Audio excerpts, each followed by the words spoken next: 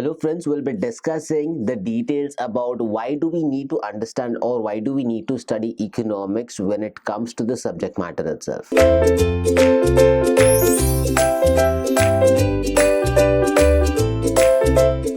Now, the word economics basically defines about certain things of the economy itself.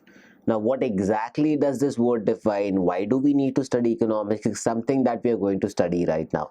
So, let's understand few details about economics. How has the word been derived? What is the exact nature of economics? And why do we have economics in our subject matter? Let's start with the first point on it. Now, there are certain reasons why we have to study economics here. One of them has been mentioned here. Let's read it out for you. In general, there are following reasons for studying economics. Economics for citizenship, solution of the most of the problems we confront in day-to-day life have political aspect, and majority of political problems are resolved through economical strategies and planning. So basically, we have a lot of problems that we go through in our day-to-day life.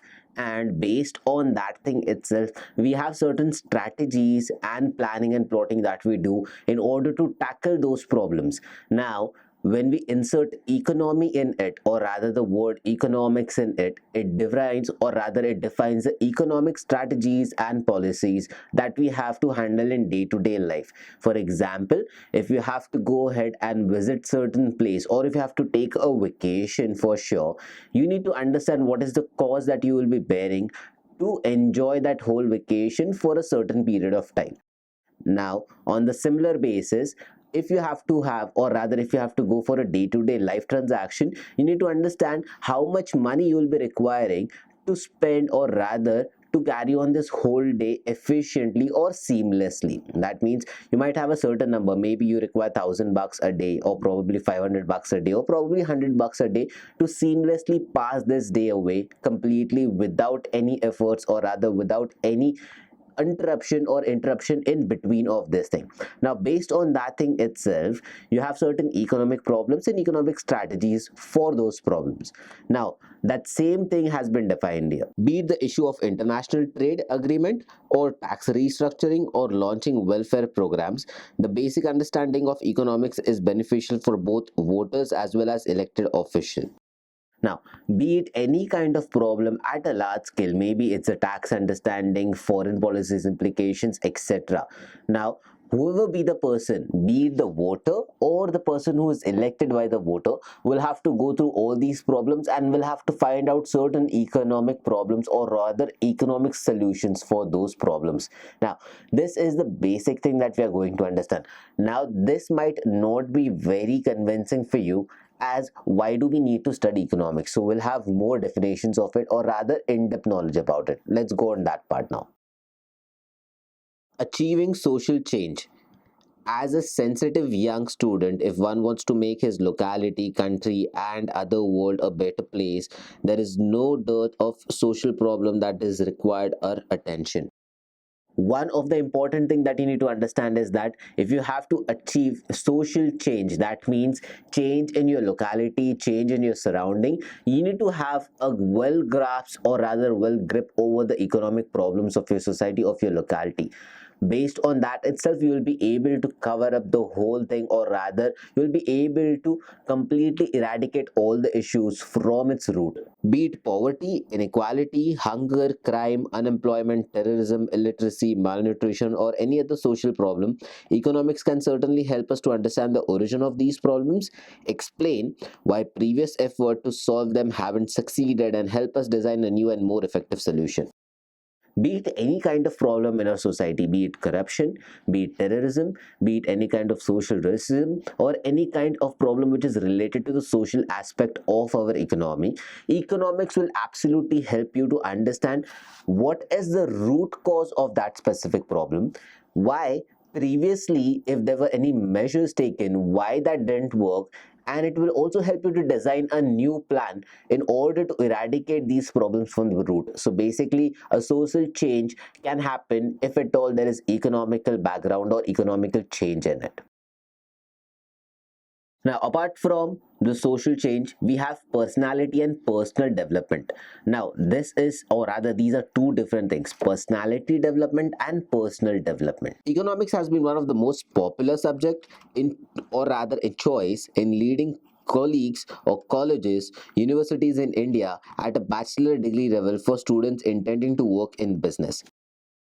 People who are willing to work in business, people who are willing to carry on their own business or want to set up their own business, need to have an in-depth knowledge about economics in brief.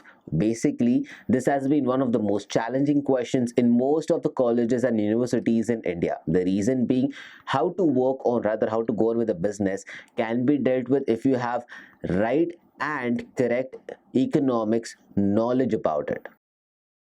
It has also been popular among students planning for career in law, politics, international law, industrial engineering and other professions only because it can help them in understanding their field better and many affect their business.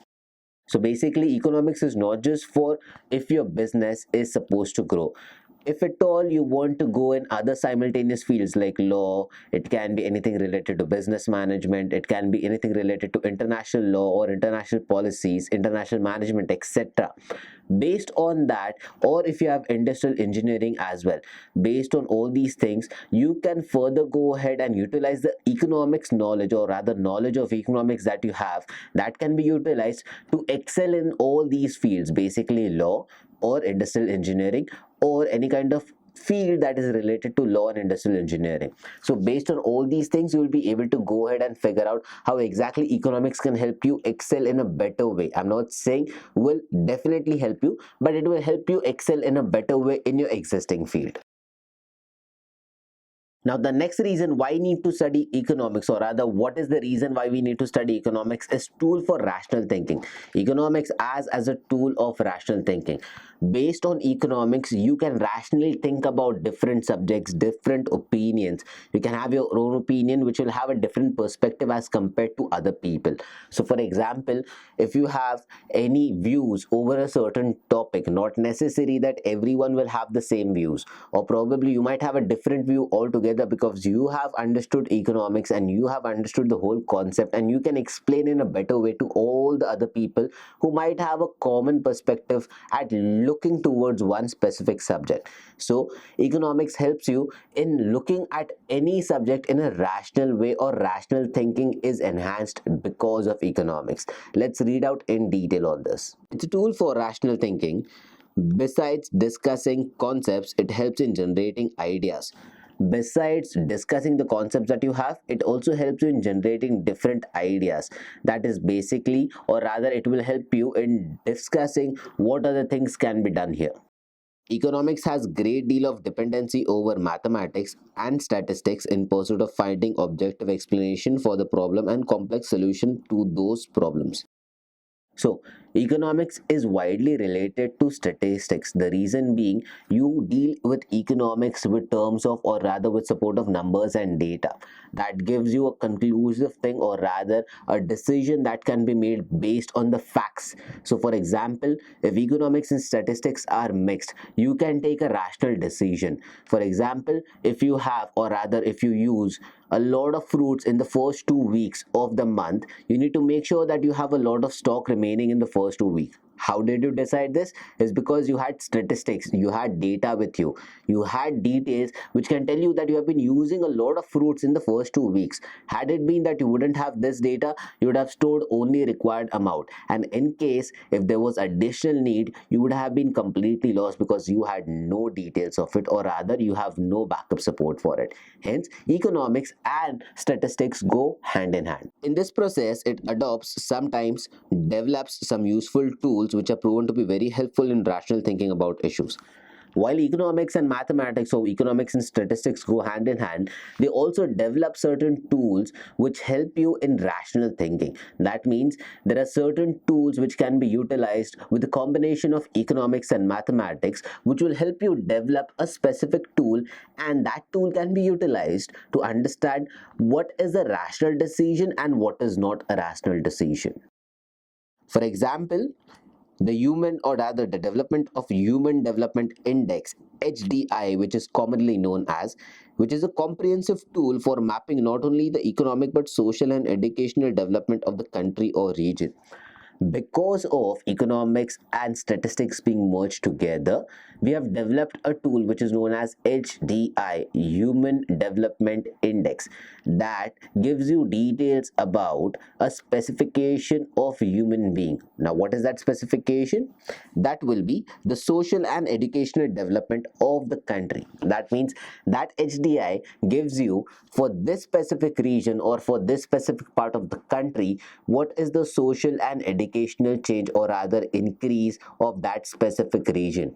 Is it reaching the parameter on which we are expecting it to be, or is it low of it? All these details can be determined by using this tool, which is also known as HDI, that is Human Development Index. Now, with all these 4 points, we have been, or rather we have reached to the conclusion of this topic as to why we need to study economics. Studying economics is often more useful to understand social, political, technological, legal and environmental activities as the dynamics of scarcity and want play out in decision making scenarios of these domain knowledge. So basically, if you study economics, you understand the concept of scarcity, or rather this concept of demand and supply. Basically, if you know that you have been economically handling things, so basically economics is nothing but you need to handle economical things, or rather you have to handle things in an economical way. How can you do that? If you have rational thinking. How is rational thinking understood? That you can understand if you know about economics. So all these things are interrelated. If you know about certain thing of economics, you need to explore that area. You need to understand how that specific area is interlinked to different areas of your life, and how if change in one factor of that specific thing can lead to many other changes in different areas of that specific thing itself, and which will cause a different angle change of your whole life. So for example, if you're earning money, you need to make sure that you save certain amount of money for any kind of contingencies in near future, because you don't know or you cannot predict your future sitting right here at this moment. Hence, economical or rational thinking is the only way, or rather only necessity, why we need to study economics in the first place. So that's all that we have for you in this concept of why we need to study economics. Thank you.